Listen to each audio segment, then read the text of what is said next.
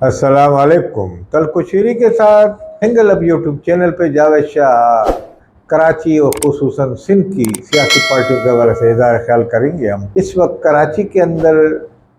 M Q M نام سے 3 تنظیمیں جو ہیں اس وجود میں آ چکی ہیں۔ اس میں ایم کیو ایم پاکستان، ایم کیو ایم لندن نے بھی اپنی سیاسی سرگرمیوں کا آغاز کر دیا ہے، اور ایم کیو ایم حقیقی گروپ یہ ماضی میں بھی اسی طریقے سے اپنی عوام کی خدمت کے جذبے سے سرشار یہ لوگ خدمت انجام دیتے رہے ہیں مختلف انداز میں، اور اب یہ پھر سے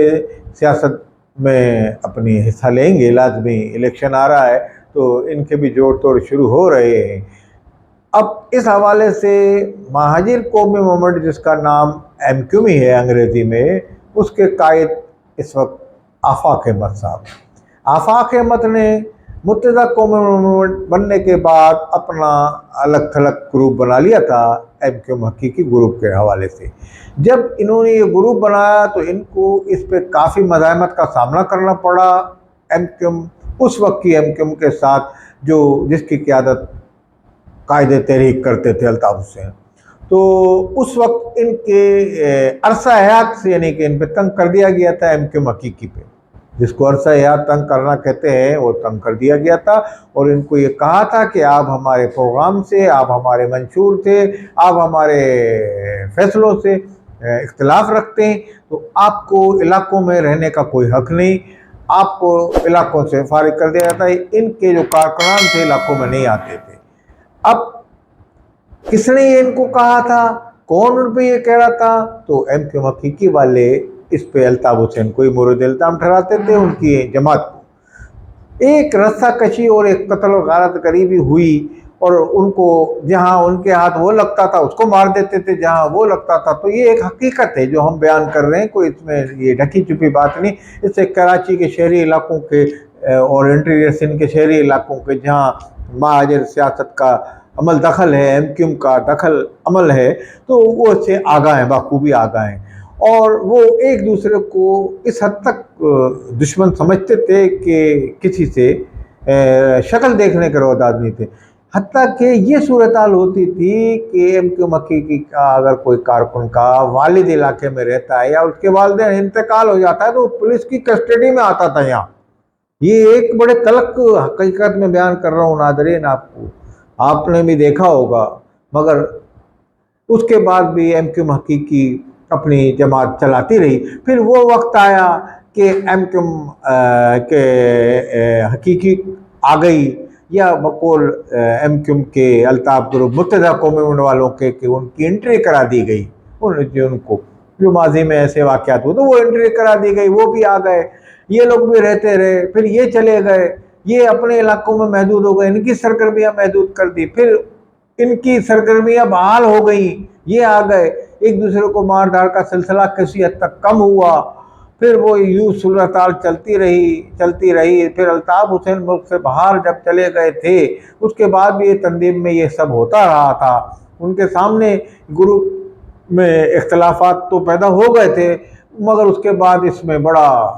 ہائی لیول پہ یہ معاملات چلے گئے اور یہ بڑے دشمن ہو گئے۔ تو آفاق احمد کی جان بڑی مشکل سے محفوظ رہی، جو آج وہ قیادت کر رہے ہیں اس کی۔ ان کے ساتھ عامر خان بھی ہوتے تھے جو پھر متحدہ قومی موومنٹ میں توبہ طائب ہو کے شامل ہو گئے، ان کی غلطیوں کو معاف کر دیا گیا، کھڑے ہو کے ان سے جلسے میں کارنر میٹنگ میں معافی منگوا دی گئی۔ تو ان کے بھی وہ بتاتے ہیں میرے بھی بھانجے کو قتل کیا تھا بھتیجے کو، تو خیر انہوں نے کہا میں نے اپنا خون معاف کیا، کارکنان نے الطاف حسین کے کہنے پہ ان کو معاف کر دیا۔ تو اس طرح کی سیاست ہوتی رہی، ایک بڑی کوئی دانشمندانہ فیصلے نہیں تھے، یہ اس طرح کے فیصلے تھے کہ بھائی اختلافات تمام تنظیموں میں ہوتا ہے،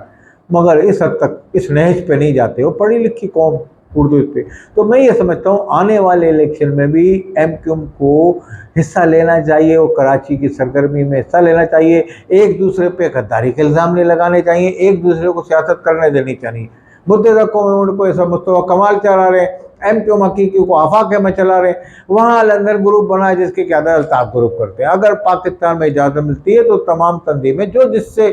نرم گوشہ رکھتا ہے وہ اس کے ساتھ سیاست کرے، जमात इस्लामी भी एक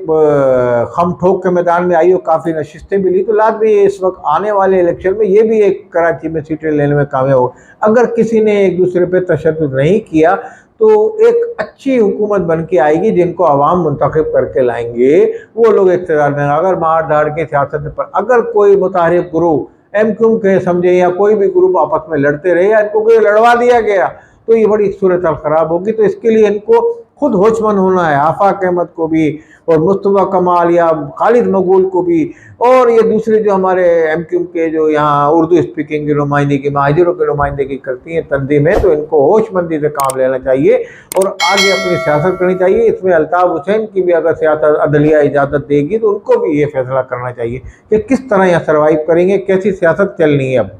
वादी की सियासत पे वो बकौल चौधरी शजात की मिट्टी पाओ, तो उस पर मिट्टी पाओ और अब ये सियासत चले और इसमें एक दूसरे पे तनकीद करें, मगर इतनी दायरे में करें कि दोनों ग्रुप बर्दाश्त कर सकें, और ज़बरदस्ती की सियासत ना करें और ऐसी इजी सियासत करें जिस इलाके से आप भी खड़े हों, वहाँ से मुत्तहिदा कौमी मोड़ वाला भी खड़ा हो, उसमें अगर उनको इजाज़त मिलती है तो वो भी खड़े हों, मतलब जमात इस्लामी में पीपल्स पार्टी वाला भी खड़ा हो। कोई तासुब की सियासत से वो फ़रोग ना दें अपनी सियासत चमकाने के लिए, ना कोई तशद्दुद की सियासत को फ़रोग दें। पुरअमन तौर पे बाशऊर शहरी, पढ़े लिखे शहरी मौलाना मोहम्मद अली जौहर और सर सैयद अहमद खान और उनसे आपके कदावर रहनुमा जो अपने महाजिरों के अकाबरीन थे, उनके असलूब को अपनाएं, उनके नस्बुलैन पे चले, उनके रास्ते पे चलते हुए ये साबित करें कि महाजिर पढ़ी लिखी कौम थी, उर्दू स्पीकिंग पढ़ा लिखा तबका है।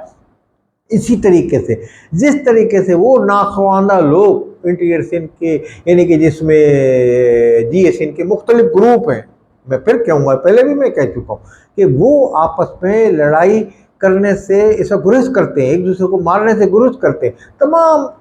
दर्जनों ग्रुप कायम हैं उनके, जीए सिंध के भी और मुख्तलिफ उसके बाद अपना पलीजो ग्रुप के भी, मगर पर कितने एक इंटेलेक्चुअल लोग हैं पलीजो ग्रुप के, इतनी उन्होंने तालीम को आम किया अपने कारकुनान में, इतनी तालीम को इतने अच्छे मुतअद्दिल जवाब अपनी तंजीम के हवाले से देते हैं जो एयाज पलीजो। मैं उनका बड़ा मुतर्रिफ हूँ इस हवाले से कि वो एक बड़े दानिशमंदाना बयान देते हैं। तो ये पढ़ाई लिखाई से आया, तो आप अपनी कौम को वापस पढ़ाई लिखाई की तरफ आए, गुटखा मैनपुरी ये सब चीज़ें ख़त्म करके इस तरफ लेके आएँ, और यहाँ जो बाहर के लोग आए हुए हैं कराची के अंदर, इनको यानी कि नॉकआउट करने के लिए आप अपनी वो महज़िब सियासत चमकाएँ जिस पे आपको कामयाबी मिले और शहर का अमन अमान बहाल हो और वापस आप उस नहज पे आएँ जिस पे आप सियासत करते थे अपनी, जिस पे अजीम अहमद तारिक ने सियासत शुरू की, जिस तरह आप लोगों ने सियासत की। वो बड़े पढ़े लिखे इंटेलेक्चुअल टाइप के लोग हैं इसमें, खालिद मकबूल भी पढ़े लिखे डॉक्टर हैं, यही सबूत दे। और इस तरह का किसी की ज़ात को हद पे तनकीद ना बनाया जाए बयान दे के, इस तरह का किसी के घर वालों पे हमला ना किया, ना कीचड़ उछाली जाए। दूसरे, मैं ये समझता हूँ कराची पे तवज्जो दी जाए, जो यलगार हुई है, तो इस हवाले से जो कोई कानून वाज़े किए जाए, आने वाली हुकूमत कानून वाज़े करे। आप लोगों को इस तरफ भी सोचना होगा, शहर की सूरत हाल पे बगौर मुताला करना होगा इसका, उस पर कोई फैसले लेने होंगे। एमक्यूएम ने पाकिस्तान के जो पीडीएम के साथ रह के भी कुछ मुस्बत फैसले लिए हैं, इसी हवाले से उन्होंने कुछ अच्छे काम भी किए एमक्यूएम पाकिस्तान ने, मगर उनको मज़ीद आने वाले इलेक्शन में जीत के अच्छे काम करने चाहिए। वस्सलाम अलैकुम व रहमतुल्लाहि व बरकातहू।